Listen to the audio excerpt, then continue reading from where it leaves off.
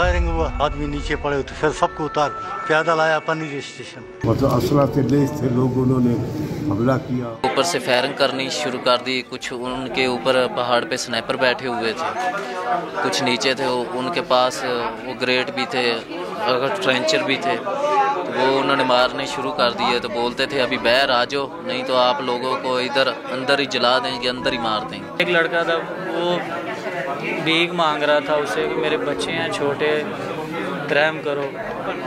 उसके फेस पे उन्होंने शूट किया, उसके सिर में उन्होंने शूट किया। बलोचिस्तान पाकिस्तान का सबसे बड़ा सूबा है जो अपने कुदरती वसाइल और मुनफरिद सकाफत की वजह से मशहूर है, मगर यहाँ एक तवील अरसे से अलहदगी पसंद तहरीकें सरगर्म है। बलोच लिबरेशन आर्मी इन्हीं तहरीकों में से एक है जो बलोचिस्तान की आज़ादी के लिए लड़ रही है। ये तंजीम खुद को बलोच अवाम के हकूक के मुहाफिज के तौर पर पेश करती है, लेकिन पाकिस्तान इसे एक दहशतगर्द गिरोह करार देता है। बलोच लिबरेशन आर्मी के जंगजू कई सालों से रियासती अदारों और सिक्योरिटी फोर्सेस पर हमले करते आ रहे हैं और हालिया वाकया भी इसी सिलसिले की एक कड़ी था। याफर एक्सप्रेस पाकिस्तान रेलवे की एक अहम मुसाफिर ट्रेन है। ये बलूचिस्तान के शहर कोयटा से होती हुई पंजाब और खैबर पख्तूनख्वा के मुख्तलिफ शहरों से गुजरती हुई पेशावर तक जाती है। मार्च 2025 की रात तकरीबन 11:30 पर कोयटा से पेशावर जाने वाली याफर एक्सप्रेस पर मुसाफिरों की चहल पहल जारी थी। ये एक आम दिन था, लोग अपने अपने कामों में मसरूफ थे, किसी को अंदाजा ही नहीं था कि यह सफर उनकी जिंदगी का सबसे खौफनाक सफर बन जाएगा। ट्रेन में मौजूद मुख्तलिफ मुसाफिरों में कुछ फैमिलीज अपने प्यारों से मिलने जा रही थी, तो कुछ मजदूर रोजगार की तलाश में थे और कुछ नौजवान तालिब इल्म इम्तहानात के लिए सफर कर रहे थे। हर कोई बेफिक्री से अपने अपने सफर में मगन था। मगर जब ट्रेन बलोचिस्तान के जिला बोलान के इलाका पनीर में पहुंची तो अचानक जोरदार झटके से ट्रेन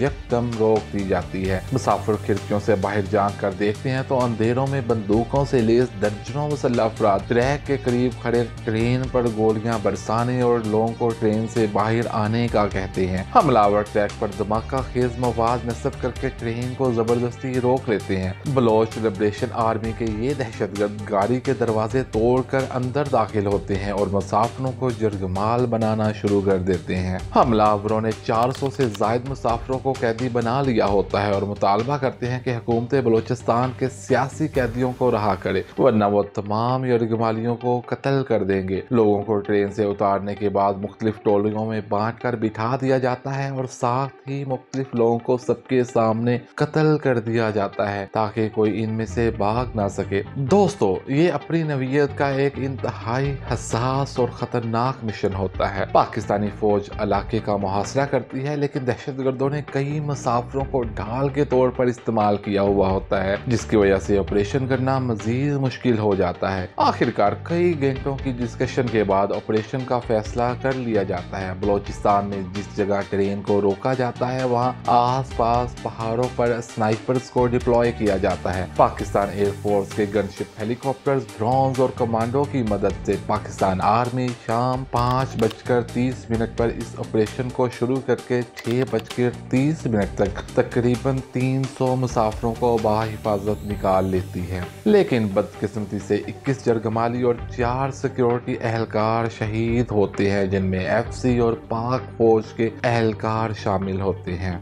और इस वाक़े में मौजूद तकरीबन 33 दहशतगर्दों को आर्मी के जवान जहन्नम वासिल कर देते हैं। याफर एक्सप्रेस का ये वाक़या पाकिस्तान की तारीख के उन सानहात में शुमार होगा जो मुल्क की सिक्योरिटी पॉलिसी और बलोच तहरीक के हवाले से कई सवालात छोड़ गया है। क्या हुकूमत पाकिस्तान बलोचिस्तान के हालात को बेहतर करने के लिए कोई मौसर इक़दाम करेगी या ये मसला मजीद शिद्दत अख्तियार कर जाएगा? ये वो सवालात हैं जिनके जवाबात वक्त के साथ साथ सामने आएंगे, लेकिन एक चीज़ वाज़िया है कि इस दिन मासूम लोग सियासत और शिद्दत पसंदी के बीच चढ़ चुके हैं।